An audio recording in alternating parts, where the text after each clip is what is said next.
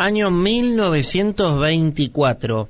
En Chaco, a unos 140 kilómetros de Resistencia, de golpe los chicos empiezan a ver una lluvia de caramelos. Nunca hubieran esperado que esos caramelos sean la carnada para una matanza de más de 400 personas. Hoy, en Próceres en Frecuencia, te voy a contar la historia de la masacre de Napalpí. Relatos y legados de los héroes que moldearon la historia argentina. Desde la época colonial hasta los momentos cruciales de nuestra independencia, exploraremos las vidas y las hazañas de aquellos líderes visionarios que dejaron su huella en nuestra tierra.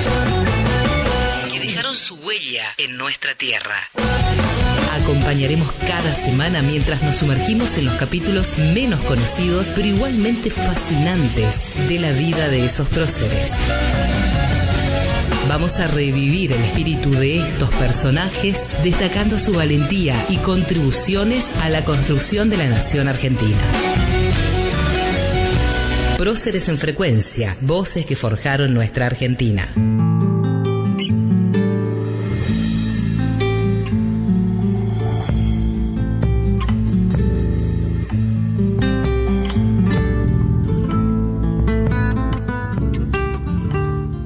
A comienzos del siglo XX, el territorio chaqueño estaba dominado por una economía profundamente extractivista y desigual. Había una empresa de capitales británicos que controlaba vastas zonas que abarcaban tanto Chaco como Formosa y el norte de Santa Fe. Estaban centradas en la explotación del quebracho colorado, que se utiliza para producir tanino. Para esto, la empresa empleaba a miles de trabajadores indígenas. En su mayoría eran de los pueblos Cuom, Mocoví y Huichí. Estos eran sometidos a condiciones de vida miserables. Vivían hacinados, mal alimentados, sin acceso a la salud, sin acceso a la educación ni derechos laborales básicos. Eran obligados a trabajar donde se les asignaba y no tenían posibilidad tampoco de irse de la provincia o de elegir otra ocupación. Pero aparte de estas penurias, quienes cultivaban maíz o algodón tenían que vender sus productos a precios irrisorios que estaban implementadas en una grilla por el Estado que gobernaba la provincia en esa época. Fernando Centeno, un empresario algodonero, en ese momento también era el gobernador del territorio nacional del Chaco desde el año 1921 y conocía muy bien la situación.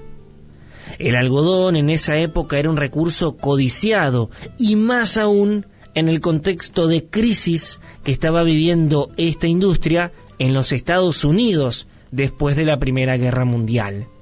También Inglaterra, por su parte, demandaba grandes cantidades de algodón para la industria textil.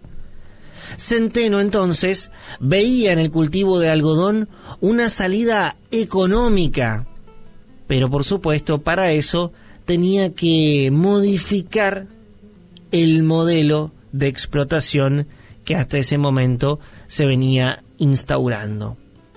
Entonces, cuando el Estado impuso que los pueblos originarios tenían la obligación de entregar el 15% de su producción de algodón, la decisión que fue tomada sin consulta a los pueblos, esto desató una ola de indignación entre las comunidades.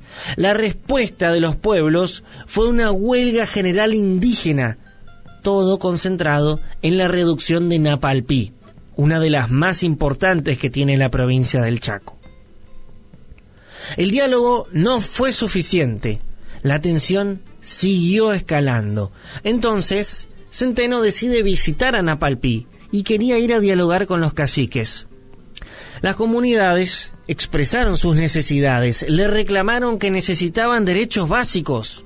Por ejemplo, vender su producción libremente, poder tener acceso a la tierra, reactivación de la escuela local que hasta ese momento no funcionaba, condiciones laborales dignas, alimentos y animales para trabajar. Ellos decían, ¿por qué alguien que viene de afuera tiene todos estos privilegios, digamos, que son derechos básicos, y a nosotros nos tratan como animales? Entonces, el gobernador Centeno promete que le iba a enviar víveres a esta comunidad, pero paralelamente solicitó refuerzos al gobierno nacional. Desde Buenos Aires, bajo la presidencia de Marcelo Torcuato de Alvear, desestimaron la gravedad de este conflicto y dijeron que era un asunto meramente policial. Entonces dejaron en manos de este gobernador la manera de resolverlo. A partir de ahí comienza una de las ideas más perversas para dar fin a esta situación. El sábado 19 de julio del año 1924, cuando las comunidades estaban reunidas y estaban deliberando cómo iban a continuar esta huelga, era temprano en la mañana, un avión del Aeroclub Chaco, que fue donado por el ejército argentino, sobrevoló la zona y empezó a tirar caramelos y paquetes de víveres, cumpliendo en teoría con la promesa de Centeno. Imagínense la euforia de los chicos que de golpe veían que caían golosinas del cielo. Todos salieron contentos a juntar los regalos que le estaba mandando el humilde gobernador.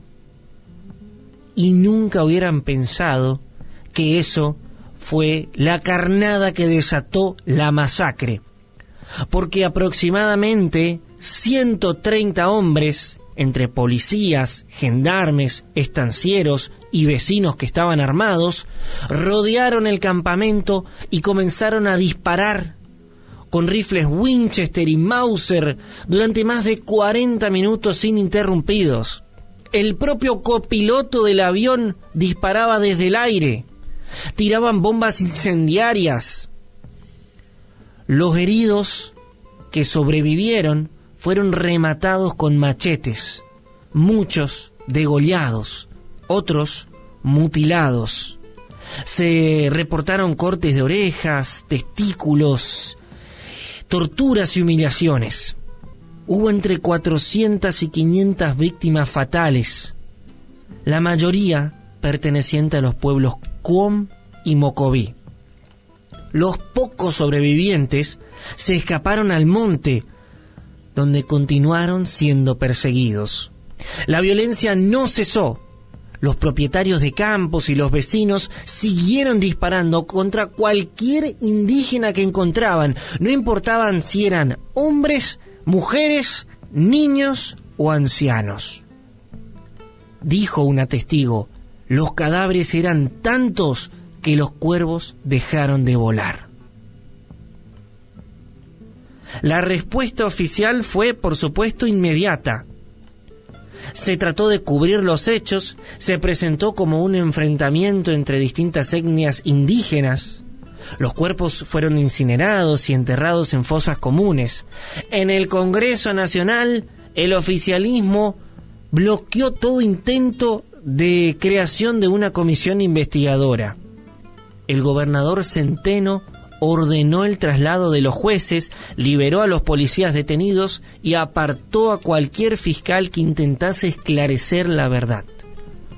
No hubo justicia y nadie fue condenado. La memoria del crimen fue silenciada durante décadas. Los sobrevivientes vivieron con miedo. Muchos abandonaron sus lenguas y costumbres ancestrales porque estaban sumidos en el dolor y la represión cultural. Nadie hablaba de lo que había pasado. Había un pacto de silencio que estaba impuesto por el trauma y el terror. Una de las pocas sobrevivientes fue Rosa Grillo, nacida en el año 1909. Rosa fue testigo de la masacre y vivió hasta los 114 años. Durante mucho tiempo evitó hablar del tema porque había perdido a su papá. Un testimonio decía: Rosa no se quería acordar para no contar, porque cada vez que mencionaba el tema se le venía la imagen de cómo habían matado a su papá. Y no importaban los años que habían pasado, todavía el recuerdo le hacía doler el corazón. Rosa falleció el 4 de abril del 2023 y con ella se apagó la voz de una de las últimas sobrevivientes de la matanza de Napalpí.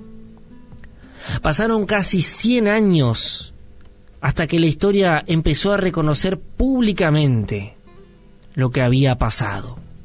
En 2020, en las tierras donde se encontraba la reducción de Napalpí, se inauguró un memorial que incluye urnas con restos de personas QOM que habían sido asesinadas durante la campaña del Desierto Verde, como le decían, y una fosa dedicada a veteranos indígenas que lucharon en la Guerra de Malvinas. En el año 2022, por fin, hubo un juicio que fue impulsado por el Estado argentino y por representantes de comunidades indígenas, que reconoció oficialmente que la matanza de Napalpí fue un crimen de lesa humanidad. Y el Estado argentino se tuvo que responsabilizar por la masacre. Una historia que dejó de ser una herida oculta y se convirtió en el símbolo de lucha, memoria y reparación para los pueblos originarios del país.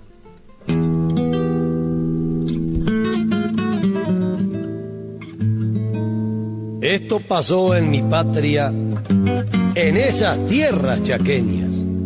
Ayer era Napalpí, donde hay una herida abierta. Eran obreros rurales cosechando el algodón, mujeres, niños y hombres, esclavos en su región. En 1924 del mes de julio corría, de aquel día 19 la tierra sangre bebía. El motor